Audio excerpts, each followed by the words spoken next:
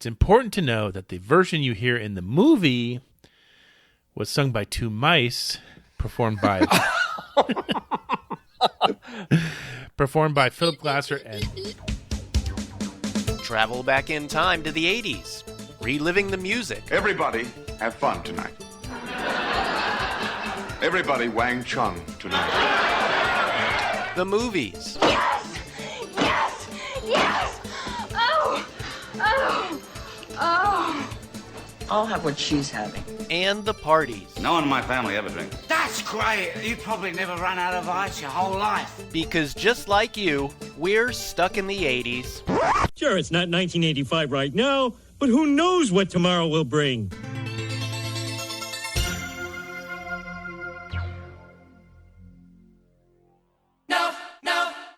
Notorious zeros.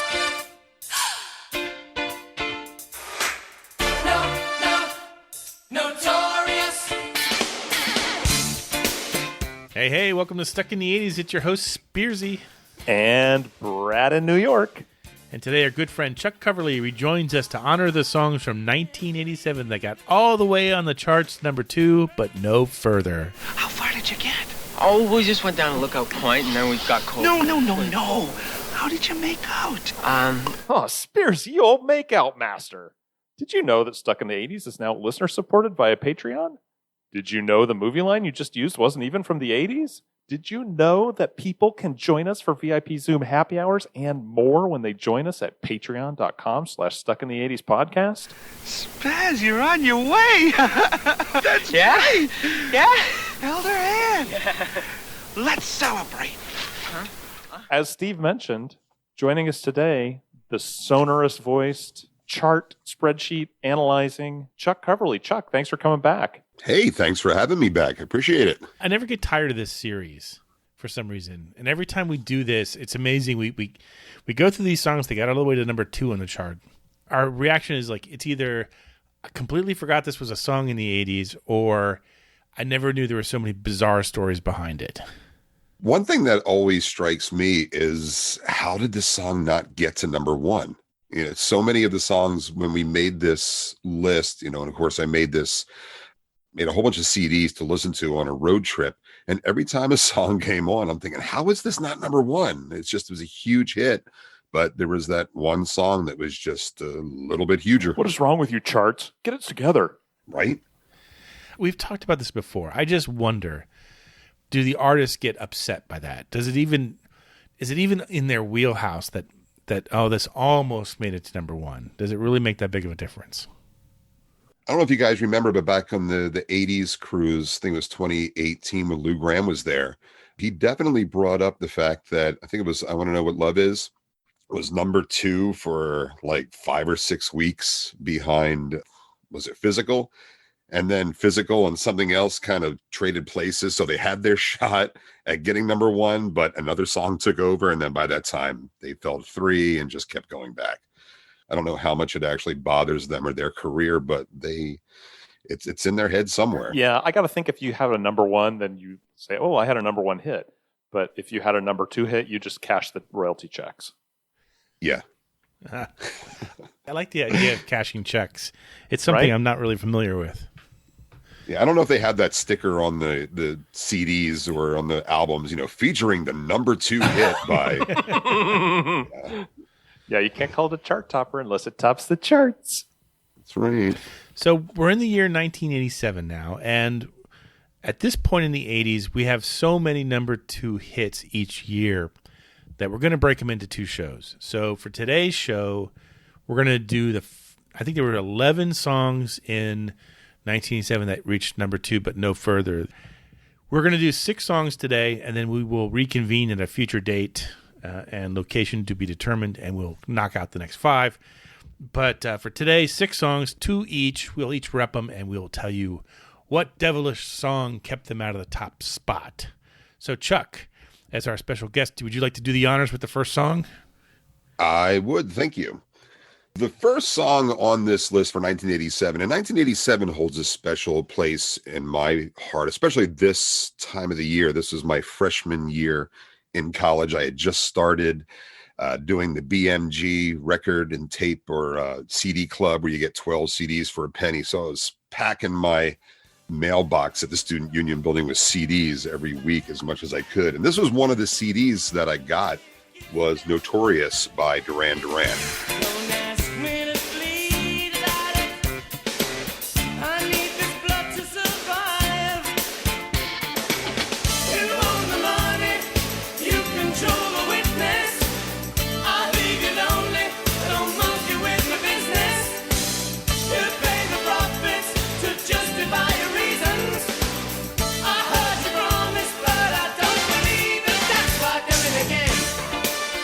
This song was the first single or the first track on the album of the same name, Notorious, and it was released actually in November 86, but it topped the charts in 87. Well, not topped the charts, peaked at number 2 in 87. And the album was made during a very difficult time for Duran Duran. They were just coming off of that whirlwind tour supporting that album 7 and the Ragged Tiger. They had big hits like New Moon on Monday, Union of the Snake. Neither of those attained the same height as the number 1 song of The Reflex, which went to both number 1 in the UK and in the US. They were planning on taking a break after that tour anyway, and they had a lot of side projects going on. Andy Taylor, John Taylor, who no relation, split off with Robert Palmer and Chic drummer Tony Thompson to form Power Station. You may remember some of their hits, Some Like It Hot and Bang a Gong. Simon Le Bon, Nick Rhodes formed Arcadia with drummer Roger Taylor, again, no relation to the other Taylors, and had the hit Election Day, which reached number 6 in the U.S. They came back together to work on Notorious after the side projects without guitarist Andy Taylor. They said that, I guess, irreconcilable differences. They weren't able to work together. And Nile Rodgers not only produced the album with them, he also played guitar on several of the songs until eventually Duran Duran, now being a trio, had hired session musicians to finish that album in the studio. I'm surprised that this song got to number 2, to be honest. I remember it, of course, and I was a Duran Duran fan. Of all their top 10 songs, this one seems... Am I wrong in saying that this one just seems so unlike the rest? Seems out of place. Yeah, I was surprised that this made it that high on the charts. I like the song, which I was almost a little surprised again when I listened to it last night. I'm like, oh, yeah, I do like this song. But it does seem like an overachiever from the catalog. I hear it every time in Philadelphia when we watch the Phillies because it's Didi Gregorius, our shortstop's intro song. Oh, that's nice. But you're right. It was a weird time for the band. They had basically self-imploded at Live Aid. Their 2 side projects. I was never a fan of either one, to be honest. I really didn't like Power Station, and Arcadia just seemed like an afterthought. And I'm also shocked to see Election Day got to number 6. That seems like it was an overachiever to me. Yeah, aspirational. But still, I mean, this is one of the songs I think that they still play live when they perform, so it has legs. It makes me kind of wonder, Chuck, what kept this song out of the top spot? Well, funny you should ask. It was actually this mega hit by the Bangles. Slight feet up the street, bend your back, shift your arm, then you pull it back. Let's hard, you know. So strike a pose on a Cadillac. If you want to find all the cops, they're hanging out in the donut shop. They sing and dance. They spin the club cruise down the block. All the Japanese rebellion, the party boys call the Kremlin, and the Chinese know. They walk the line like Egyptian. All the cops in the donut shop say,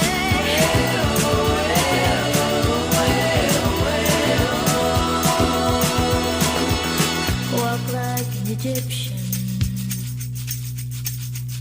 Walk like an Egyptian. Walk Like an Egyptian spent 4 weeks at number 1, and it was the 3rd single from the album Different Light, Aftermatic Monday, and If She Knew What She Wants, which was released in 1986. And I found this was interesting, that Different Light peaked at number 2 on the Billboard 200, so it's kind of like a Close But No Cigar album of its own, but I think that's a whole other list that I may have to put together. Ooh. Let me ask you this question. Would this song have been a number 1 hit without the video? I don't think so. It's one of those that MTV just played over and over and over. They got their teeth into every this. time you turned it on, it was on. The little side glances from Susanna Hoffs. Oh, I mean, gosh. Forget melted about 1,000 hearts. Well, you know what the side thing was on that? In an interview, she had mentioned that that is her mechanism that she uses to cope with performing in front of a live audience to get over stage fright. She'll pick somebody on the left side, somebody on the right side, and she'll go back and forth as she performs live. And she didn't know that they would be filming that close up and get the look of her eyes. Can I volunteer to be either Mr. Left Side or Mr. Right Side for a concert? I would love to feel like Susanna Hoffs was singing to me for half of the concert. That would be remarkable. I would always be Mr. Middle. She did a movie. Was it in the late 80s or early 90s? That her mom directed, right? What was that? It was a piece of crap. We've talked about it on the show. Yeah, but the only reason I saw it was because she was in it. Well, that's what they were shooting for. But the only reason worth watching, I'm sure. Yeah, but I still remember that's like there's a few movies I definitely want my money back from the 80s. That one and Light of Day with Michael J. Fox and Joan Jett. Oh yeah, I forgot about that you one. Talk about songs that are number one, and I know this is not the show for that, but we will anyway for a minute. You kind of wonder if the Bangles wouldn't rather have had something a little less gimmicky. Am I wrong that this is kind of a gimmicky song? It feels like it to me. Yeah. Well, I mean, I don't know. Maybe all songs are like that. I don't know what I'm talking about. The song was actually written back in 1984 and was offered to Tony Basil, who turned it down. Really? Yes. And I'm thinking, she might have been a two-hit wonder if she had chosen to record that song. Consider this, Chuck. A good chunk of the songs on her solo album were Devo covers, and Devo played as her band for a lot of stuff. So Devo could have been the musicians playing Walk Like an Egyptian. Oh, man. Mind blown. Mic drop. Show over. I'm done. The other thing I noticed, which I don't think I remembered when I watched the videos last night, was almost everybody gets a verse. Yeah. Except. Yeah. For Debbie Peterson. Yeah. So Vicky Peterson, Michael Steele, Susanna Hoffs, of course, they take turns on the verses, but the producer didn't like her vocals. So she was relegated to backup vocals only. And the situation was made even worse because they replaced her drumming with a drum machine. He just cut that wound and poured the salt and vinegar right in. Yeah. So anyway, that we were talking about the music video, and it was nominated for the best group video at the 1987 MTV Music Video Awards. That's going to be a hard number 2 to top, but Brad's got it in him, right? Oh, well, we'll see what we can do here. The list comes to me. I don't make the list. But here's the next one on our list. You wanna say what you wanna do. There's only one thing left. What you wanna do, what you wanna say. Say la vie. That's just the way it goes. That's right. Oh yeah. Say la vie. That's just the way it goes. That's right. Baby's go. That's C'est La Vie by Robbie Neville. Not to be confused with any other Nevilles or other Robbies. There's a lot of combinations out there. That is the first single from Robbie Neville's self-titled debut album. And put yourself in Robbie Neville's seat for a minute. It's like, I must be pretty good at this music thing. I release an album, I release a single, it goes all the way to number 2. I got this thing in the bag. I'm going to be bigger than the Beatles. Maybe slow your roll, little Robbie. Released in late 1986, spent 16 weeks in the top 40, but a mere 2 at number 2 in January of 1987. And I have to tell you, there's not a whole lot of info about this song on the internet. So you're going to get me making stuff up for the next 3 to 5 minutes.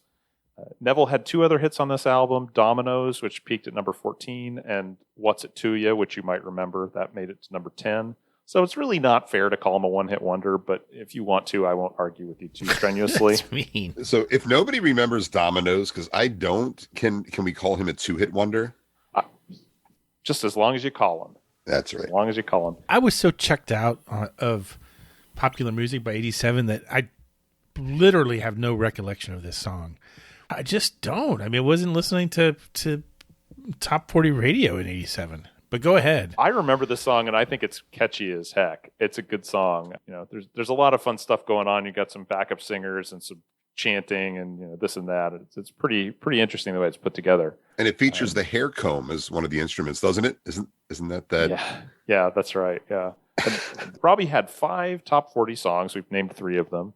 I won't get into the other 2. Before he basically said, I'm going to pivot to another thing. And in the early 90s, he started writing and producing for other acts and has done work with David Lee Roth, Jessica Simpson, Destiny's Child, a ton of people. If you look up his composing credits, it's shocking how much stuff he's written.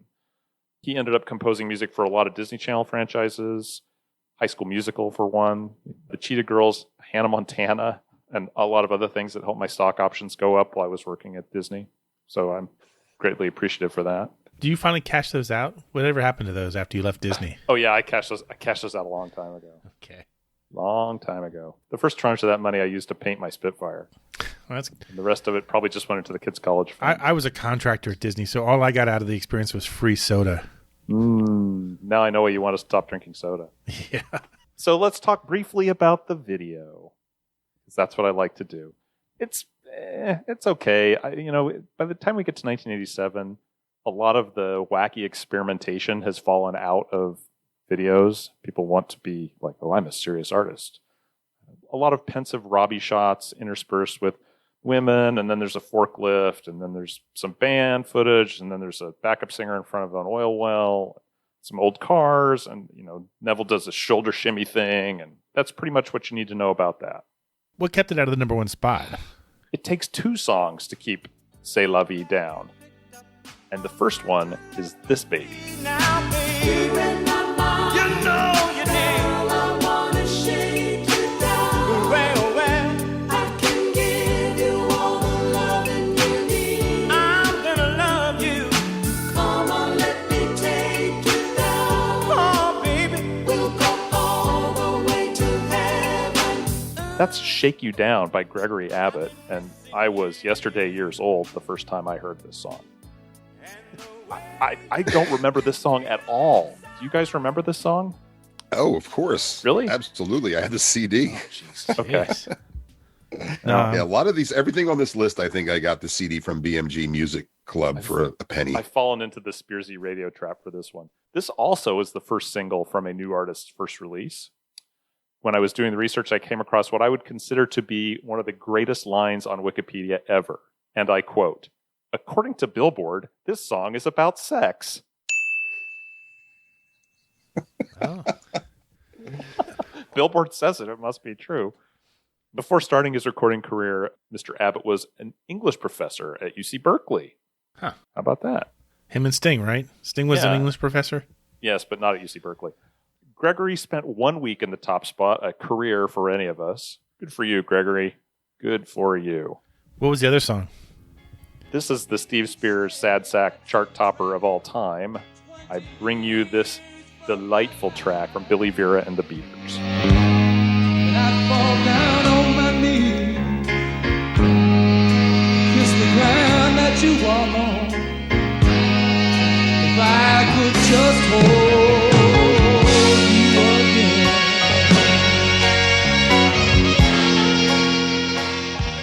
At this moment. Is that the saddest of Sad Sack #1 songs? I say it is. Why am I keep getting saddled with the whole sad? Have I seemed sad lately? No, it's just it's the shtick. Okay.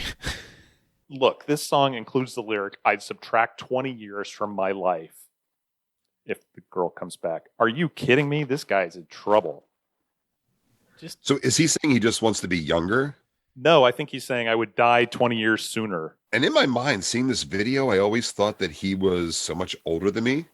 So he was pretty much ready to check out at that point. Right, yeah, exactly. So I thought this was interesting. This was originally recorded in 1981, and then it was re-recorded and re-released by a different label after it participated in a little slice of TV heaven known as the Alex P. Keaton-Ellen Reed relationship song from Family Ties. Ah. Yeah. It found new life when they used the song in that show, no surprise. Billy has said that the song was inspired by a relationship he had with a younger woman. She shared all this pain of a recent breakup with him, and he went home and started writing a song, but he didn't know how to finish it. And then she broke up with him. That's where the 20 years line came from. Because then he was like, oh, I know how to finish this song now because I feel terrible and I'm very sad. This is sadder than anything I've ever said. I'm not saying that it isn't. Let me just say, setting aside all of my sarcasm and disdain, this is a beautiful song. Yes. And Billy Vera sings this with absolute conviction. No wink at the camera, no irony. It's just, raw pain on the microphone. And I think it might have the saddest saxophone solo of the whole decade. Oh, that's saying something. We keep saying that we're going to do a show about songs with great sax solos, but did we not? I feel like we did. No. I used that as a basis for my last great song of the 80s. It had to have a sax solo. That's crazy, man. If you could pick a song, though, that was a close but no cigar song that had no conviction and plenty of irony, what would that song be, Brad? Well, Steve, I'm glad you asked. Here's our next track from the Georgia Satellites. I got a little change in my pocket going jingle-lang-a-lang. Wants to call you on the telephone, baby. I give you a ring, but each time we talk, I get the same old thing. Always no huggy, no kissy until I get a wedding ring. My honey, my baby, don't put my love upon no shelf. She said, don't give me no lines and keep your hands to yourself. That's Keep Your Hands to Yourself. I hope you guys like listening to me because I'm back-to-back today, baby. It's a double feature. All Brad, all the time. On the air everywhere. So I've got all the newbies this week. That's the first single by the Georgia Satellites from their self-titled debut. Huh. Again, these guys must have been thinking, music business, we got this thing nailed. 14 weeks in the top 40 and 1 week at number 2 in February that year. And a couple other kind of minor hits. Battleship Chains is one people probably remember that's on this album, and Hippie Hippie Shake, which was on their follow-up. But this is clearly the big kahuna in the Georgia Satellites catalog, which is more of a pamphlet probably. The lead singer wrote this song about their drummer's love life, which I think is hysterical. And according to Song Facts, the group was signed to Elektra Records after executives heard a cheap 8-track demo of this song. The label gave the band a bunch of money to go and cut an entire album, but in spite of their best efforts, they could not record a better version of this song than the demo. So they just used the demo. That's the version you hear on the album on the radio everywhere. Really? That seems kind of rare. I know. I thought so too. Because usually that, I guess it's just that raw energy must have been hard to capture. I'm sorry. I don't mean to laugh. I think I've gone on the record before saying that I want to be kind here and respectful, but I really can't stand this song. Really? Oh, I like this song. Where are you on this song, Chuck? Yeah, it's not one of my favorites. It was way overdone at karaoke. So it was one of those songs when, in the early 90s, I heard every Friday night at karaoke. So I kind of was like, no. And ask yourself this. Why would you sing this at karaoke? Because anybody can sing it. And anybody did. That was... To cleanse your palate slightly, let's talk about the video. This is really one of the only interesting ones this whole week. It starts with the band playing in the back of a truck.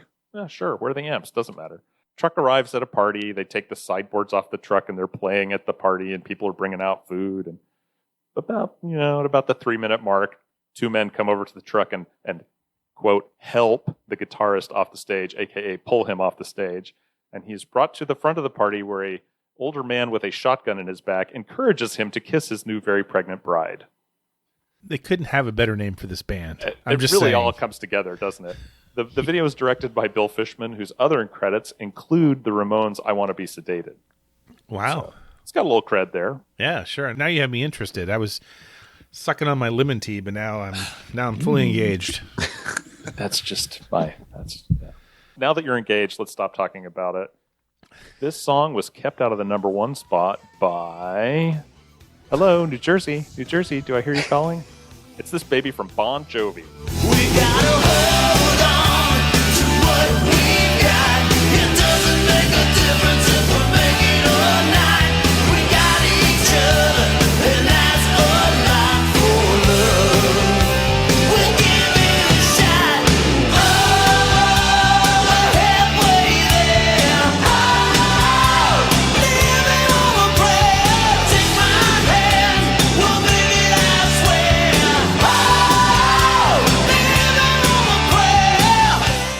song maybe you've heard of, Living on a Prayer. Steve, you heard this one? I think VH1 Classic did a list of the top songs of the 80s. Like they ranked the songs of the 80s. And I'm pretty sure they named this one number 1. What? Yep. Hungry Like the Wolf was number 2, I believe. Well, no accounting for tastes. But this was number 1 for 4 weeks that spring. 4 weeks? I mean, yeah. Am I wrong in thinking that it felt like it was number 1 for 40 weeks? Well, it was probably in the top 40 for the whole year. Yeah. And the album was just, it was everywhere. Chuck, did you have the album? I know Brad didn't. Of course I did. Everybody had it. We would put the speakers in the windows and the quad and blast it, while we're hanging outside roasting brats or whatever we were cooking in the quad. And this album just got played to death. It's very evocative of time and place. I really enjoyed that description, Chuck. Yeah. But yeah, everything in here has that moment. That's cool. No, that's that I can remember. That's the whole podcast right there, right? Is right giving a chance to recall those things. Okay, back to our boy Bon Jovi. Yeah, we know. Tommy used to work on the dock. Yeah, Gina's at the diner, and no, they do not have sourdough toast because this is the East Coast, and they don't do sourdough toast on the East Coast for some reason. I don't understand it, but if I ever find a New York diner that has sourdough toast, I will just start direct depositing my check there. One thing I really wonder, and I don't want to get too controversial here, is I wonder if Bon Jovi calls it Taylor ham or pork roll, because that is the New Jersey, that's the fight in New Jersey. Is it called pork roll? Is it called Taylor ham?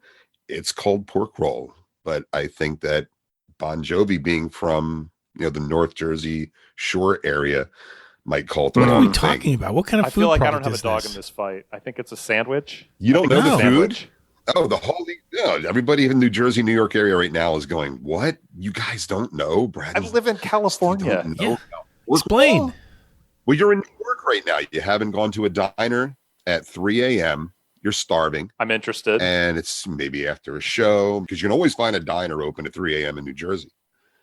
And you order the pork roll sandwich. Is it just like roast pork, or is it ham? Or? It's kind of like, it's kind of like Spam, but different. You just described everything in my refrigerator. It comes in a roll. It's shaped like a bologna tube, and it's sliced and it's fried, and it's delicious.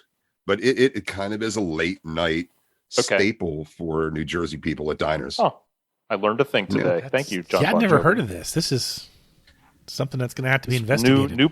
New horizons and Stuck in the 80s cookbook that we've been working on in the background. Can't all be baloney boats. Yeah, that's true. Quickly, let me just get through a couple other things here. This song was written by John Bon Jovi and Richie Sambora with Desmond Child, who was an absolute hit machine.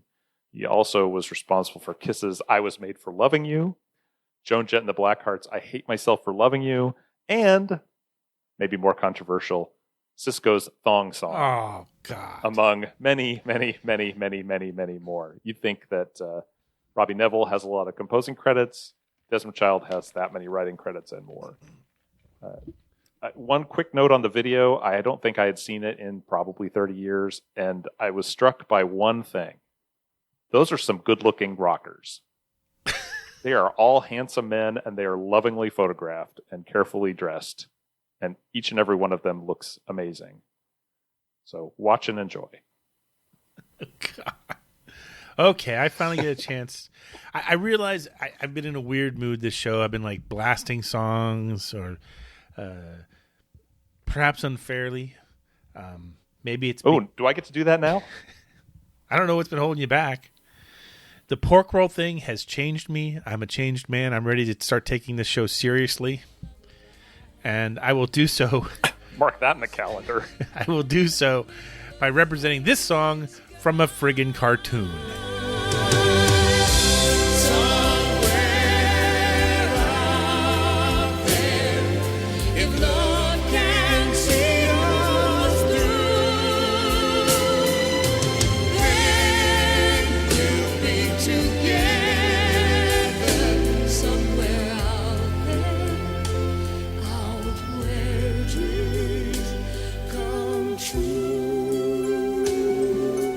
Somewhere out there, also known as the American Tail song from the 1986 animated film about a family of Russian Jewish mice who immigrate to America because they're told it's a country with no cats.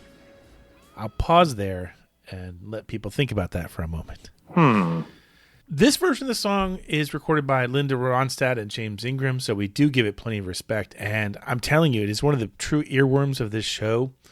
When it's all said and done, you're not going to remember the pork roll. You're not going to remember Living on a Prayer. You're going to have this song rolling around in your head like some sort of, horrific science experiment. And when that happens, I want you to remember Spearsy played it. Spearsy did this to you. The version you hear on the charts in 1987, that's Linda Ronstadt and James Ingram. The version you hear in the movie was sung by two mice, performed by Philip Glasser and Betsy Cathcart as Feifel and Tanya Mauskowitz. Somewhere out there beneath the pale moonlight, someone's thinking of me and loving me tonight. I will pause yet another moment for you to consider that. Here's the real one. Here's the real troublesome thing. It's important to know that this song is a song about love felt between two people separated by vast distances, but cheered by the belief that their love will eventually reunite them. It's also important to know that the two mice in question are brothers and sisters. So, take that for what it's worth. I think you're taking that to a dark place that it doesn't need to go to. It's probably right. It's a beautiful... It's a beautiful song sung by lovely actors and musicians, and we should just sit back and cherish it. I'm not going to go that far, but I don't think we have to, worry about what's happening in the Mouse household. Yes, the Mauskowitzes are above board. That's important to remember. At the 30th Grammy Awards, the song won 2 awards for Song of the Year and Best Song Written Specifically for Mice. It swept the rodent categories. Yeah, just nobody saw that one coming. It was nominated for Best Original Song for the Golden Globes and Academy Awards. Can anyone guess what song it lost to? I'll give you a 87. hint from a band that was also on the 80s cruise. Mm-hmm. Oh, yeah. Yeah, you heard it. I have thoughts. Yeah, Take My Breath Away by Berlin from Top Gun. Now, fair listeners, you wonder, with bated breath, what sort of mousetrap Steve will step into next. I will avoid it by instead giving you the song that kept this sacred ballad out of the top spot. Here's the tune from Huey Lewis in the News.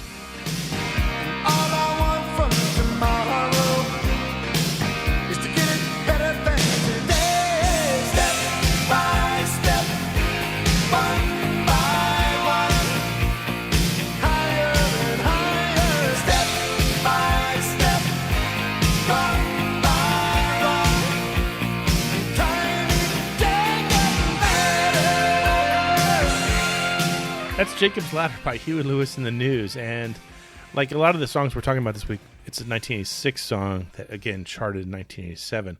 It was written by Bruce Hornsby and his brother John Hornsby. It was a huge hit.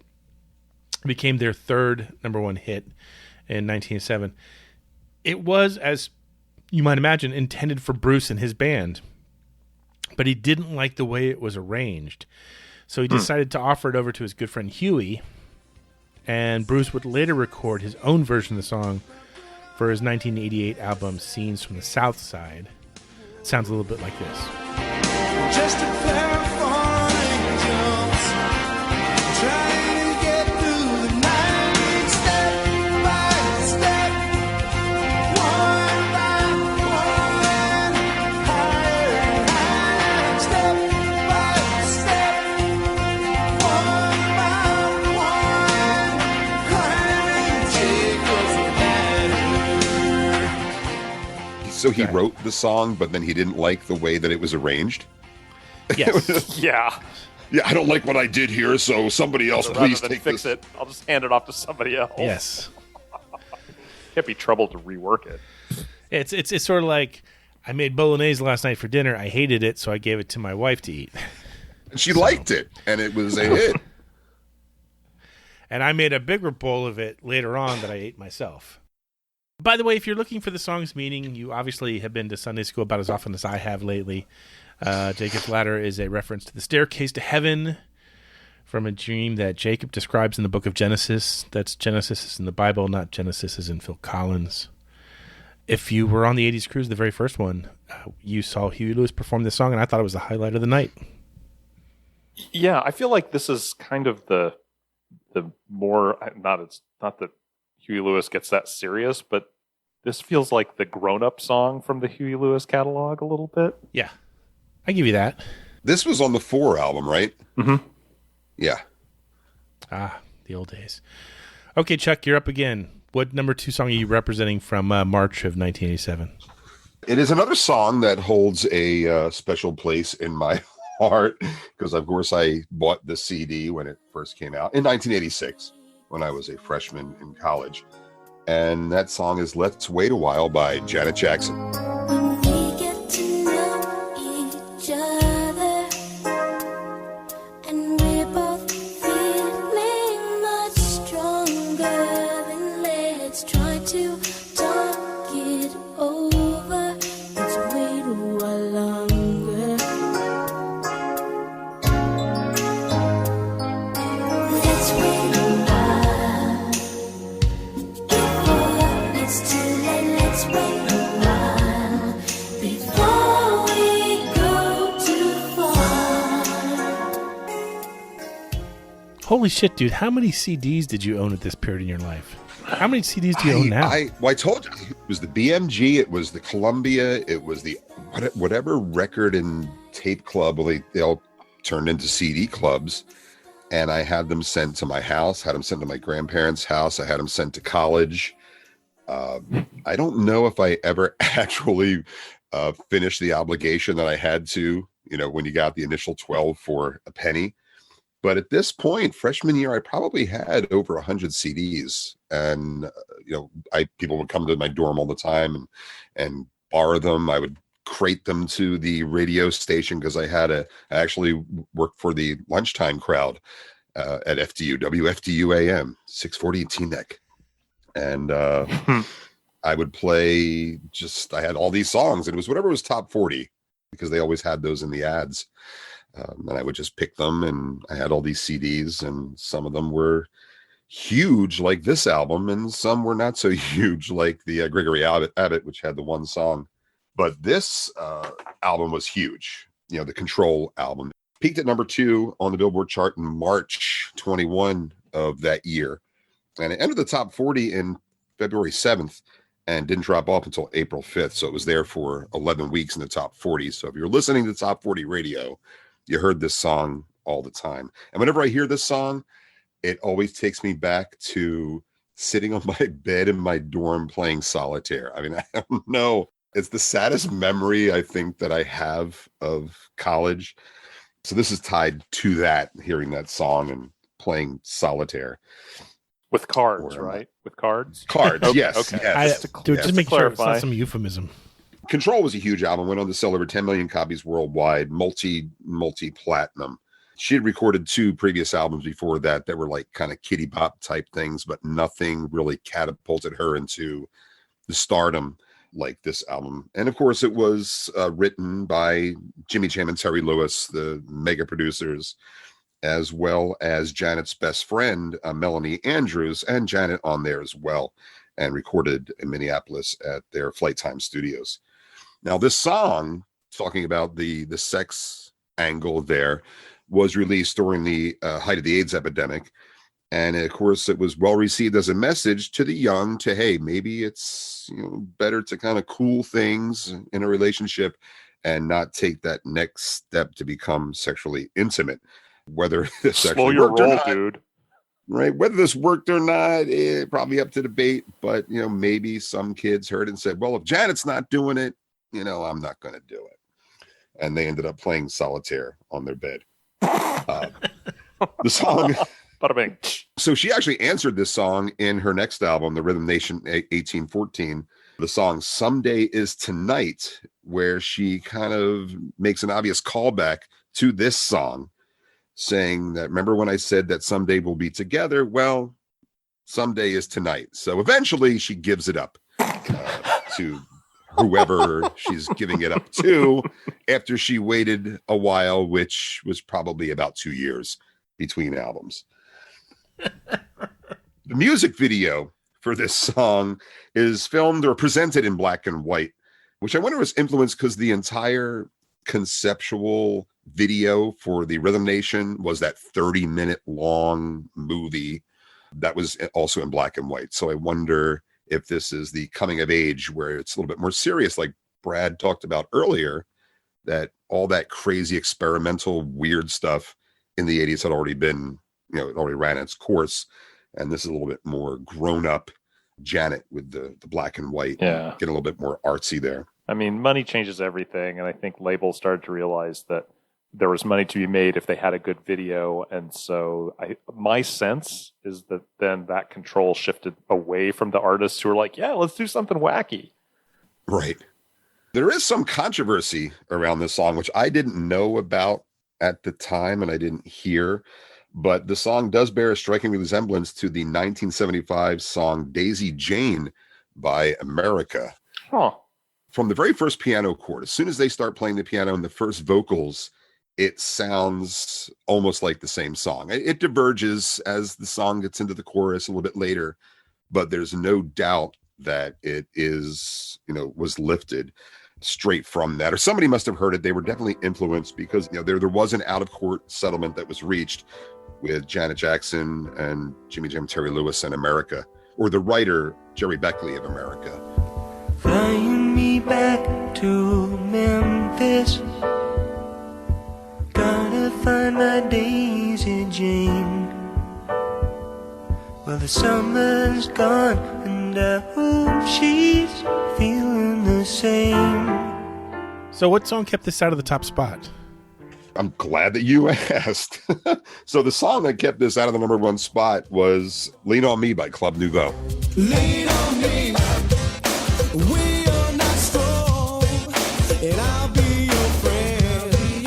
I'll help you carry on. Lean on me, for it won't be long till I'm gonna need somebody to lean on. This song is obviously a funked up remake of that Bill Withers tune from 1972. That song also hit number one on the Billboard chart back in 1972 for 3 weeks. And it actually kept two songs out of the top spot. It kept Out of Space, out of the number one space by Billy Preston, and Too Late to Turn Back Now by Cornelius Brothers and Sister Rose. So this song actually has that tradition of playing the spoiler and keeping songs out of the number one spot.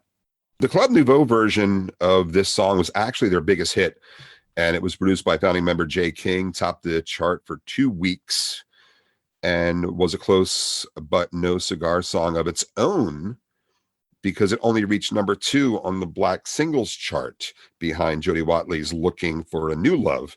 But that's a whole other chart that I'll have to start on at a later time. And it actually won Bill Withers a 3rd Grammy Award because he was the writer of the song, taking home Best R&B Song for 1987. So not too bad. Nice. The video for this song, it wasn't black and white, but it was that sepia tone, like that brownish, kind of beige-ish looking sepia tone. Had them singing with vintage archival videos of people dancing all over the world, different kind of dances, going back, showing like flappers in the 20s and tribal dancers in the Congo. And it ranked number 94 on VH1's Greatest One-Hit Wonders of the 80s.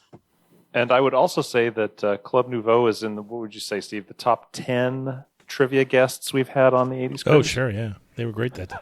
They were a lot of fun. They were fun. They were great. They were good sports about the whole thing. I was just happy because I didn't have to talk that day because I had lost my voice. You were voiceless. Yeah. That was that day. It was that day. Yeah. But I have regained it, and I'm ready to use it to represent our last 1987 song. Cast your mind back to April. and this song by Crowded House. There's a battle ahead. Many battles are lost, but you never see the end of the road while you're traveling with me. Hey now, don't dream it's over. Hey now, when the world comes in, they come to build a wall between us. No, they won't win. Now, I know I've been kind of, what's the word I'm looking for today? Bitchy? That's not the word. Not sarcastic. Just generally a pain in the ass. Sardonic. There we go. There's the word I'm looking for. But this is one of the songs from the late 80s I really enjoy. Again, a 1986 song that peaked in 87. It's from the debut album of Crowded House, and it was written by Neil Finn. He and his brother of Split Enz fame. And it would top the chart in his native New Zealand and become the biggest hit to date of the band, because I still have hope that they'll outdo it someday. I do not want to be wrong about that. I really love Crowded House. Explaining the meaning of the song in an interview with Goldmine, Neil Finn said, quote, "I wrote that on my brother's piano. I'm not sure if I remember what the context was, but it was just about, on the one hand, feeling kind of lost, and on the other hand, sort of urging myself on. Don't dream it's over. That one actually fell out literally without me thinking about it too much." So, Hey now. I would like to not think so much about reading notes when I'm doing this podcast, by the way. Just make stuff up. No one's going to check. Yeah, they don't have access to the notes. That same time period, this song kept it out of the top spot. When the river was deep, I didn't falter. When the mountain was high, I still believed. The valley was low, it didn't stop me. No, no. I knew you were waiting. I knew you were waiting for me. I Knew You Were Waiting by Aretha Franklin and George Michael. Finally, a song from 1987 for us to talk about. So, interesting story about this one. George Michael was approached back in 1984 to write and produce a song for Aretha, and he adored her. He was such a fan. And so he thought it was kind of crazy and obscene that he would be able to write a song that she would sing. Instead, Clive Davis suggested they take a song that had already been written by Simon Climie and Dennis Morgan. You might remember Simon is the other half of Climie Fisher. What is Climie Fisher? Climie Fisher did the song Love Changes Everything from Legal Eagles. Oh. So, anyway, Clive suggested this song instead, and Michael was huge at this point. He is just coming off of all his success with Wham. He has yet to release Faith, his first solo album, so the timing is just right. So the two of them got together and they banged this out. The video performance is all George Michael calling the shots. Aretha at that point was happy to sing the song, but had no agenda as far as the video goes. And so you see a video that's a little bit more contemporary than she was at the time. It would go on in 1987 to win the Best R&B Performance by a Duo Group at the Grammys. So there's something to it. Nice. You know what else there's something to? The Seggies. What's happening, hot stuff? But at the sound of the gong, it must be time for Mystery Movie Moment. We will play a snippet of a movie from the 80s. If you get it right, you're entered into the drawing for the... Say it, Chuck. A postal-friendly bottle opener, I would hope. Yeah. You seem skeptical, as if none have been sent out over the last few weeks. Do not believe these are they things really exist? postal friendly? Because the post office now they're kind of cracking down on stuff. Here's the thing. The old bottle openers were the kind of aluminum kind that were on a keychain. Right. Which was great, but I had to mail them in boxes. And that was unpostal friendly to me because I had to go down to the post office and get special postage for it and blah, blah, blah. It's a complete overhead nightmare. The new ones are credit card sized. Oh. And so I put them in a smaller envelope and I can just mail them with 2 stamps on an envelope. Nice. So it's postal friendly for me. I don't really know if the post office cares or not. Yeah, somebody who has used the post office way much over the last year. Oh, yeah. They are not super friendly in a lot of ways. Since you brought it up, tell people about your business and how you're doing. Things are actually picking back up with the masks now because we got this Delta thing, Delta variant going around.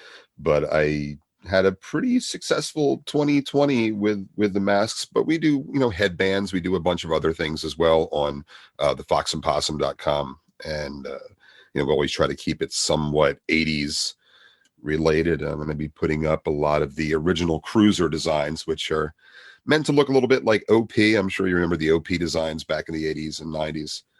Nice. So from a couple of shows ago, here was our mystery clip. Auf Wiedersehen! Auf Wiedersehen. You're a funny guy. It's funny. That's funny with the Auf Wiedersehen thing. What a psychotic. That's Moon over Parador. Am I the only one who knew that? Yes.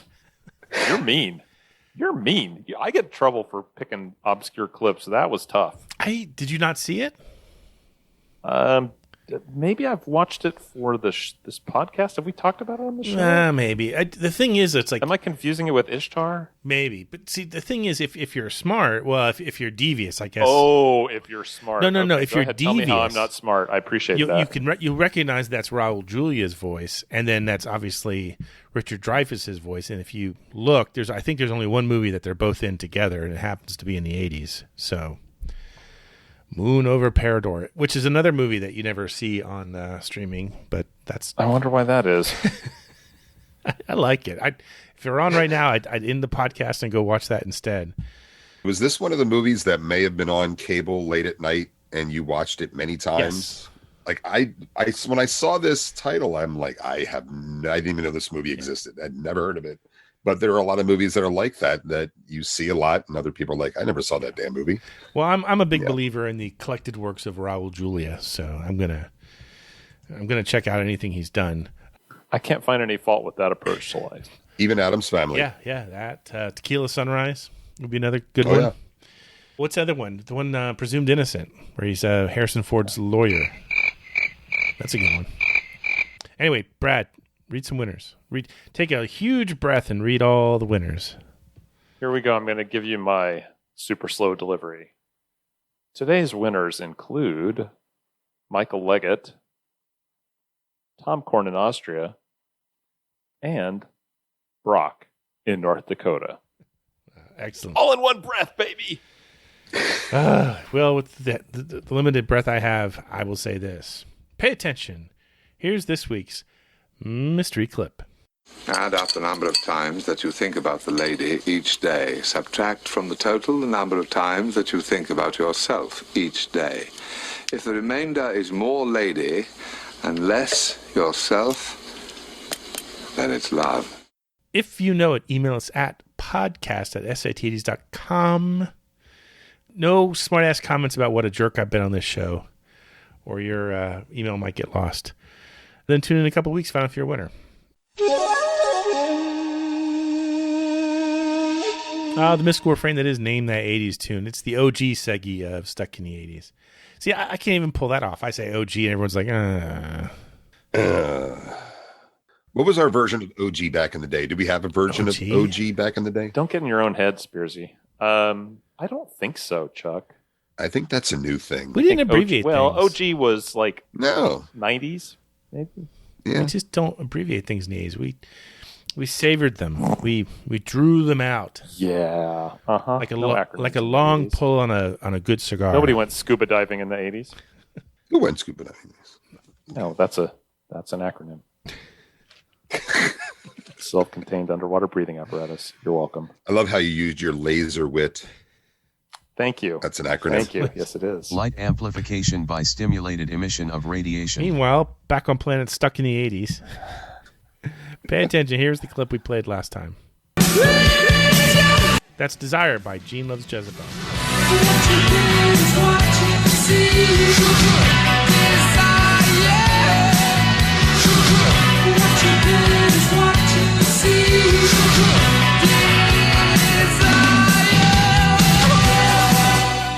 these guys were just announced as a new act on the 2022 voyage of the 80s cruise? That seems like a strange coincidence, Steve.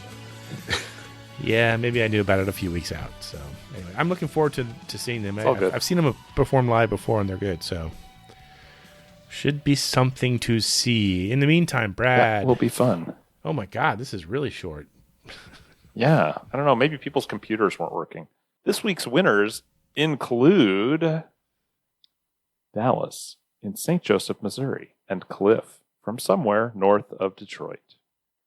These are your winners. Celebrate them. Honor them. Carry them around on your shoulders for an afternoon. I think Cliff's being intentionally vague about his location because it's actually Canada, and he knows we're not going to send anything to Canada. Could I be wrong? I feel like he actually has won something. I love Canada, just for the record. There was some discussion on the last Patreon happy hour that we had that I somehow am not a fan of Canada. That couldn't be further from the truth. Well, we got some sensitive Canadians listening to the show. You know, most of them are pretty gracious humans, yes. But we got a couple sensitive ones. Anyway, Chuck, why don't you spin the wheel? Let's find out who's going to take home the postal-friendly bottle opener. All right, here we go. 1, 2, 3. Ooh, didn't need to spin it that fast. We only have 5 names on it. So. It's pretty light this week. Small little axle. Brad, who's the winner?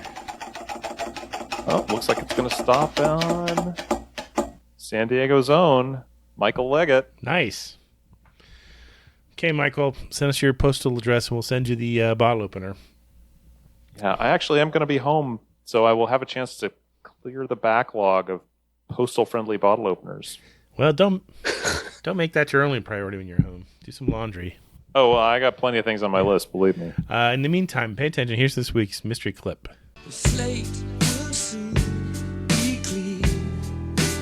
If you know it, email us at podcast@sats.com and tune in a couple of weeks. Find out if you are a winner. We'll be right back after this commercial break. More pecani sauce. This ain't Pace pecani sauce. And you ain't Burt Reynolds. But Pace is made with your fresh vegetables and spices by folks in San Antonio. This stuff is made in New Jersey. New Jersey? Darling, we're going to have to shut you down. Pick up the original. Pick up the Pace. And we're back. We have just a few minutes left. I wanted to say thank you to our newest patrons, Chad Peterman and Sean Ryland. Nice. Thanks, guys. Thanks, guys. I don't know if people knew we have a store for Stuck in the 80s. If you go to sit80s.com/store, you'll see our T-shirts. Every T-shirt purchase, we get like the tiniest wafer thin cut from them, and so that helps benefit the podcast and defers our costs. And they're not all just logo shirts. We have a lot of shirts that are from all over the 80s, including the infamous Phoebe Cates unveiling, as you might say, from Fast Times at Ridgemont High. And my VHS copy has the line across the middle now. You can't see anything anymore. Well, it's a shame. Anyway, we'll be back soon with the second half of 1987. But until then, Chuck, Brad, and myself remain here, hopelessly stuck in the 80s.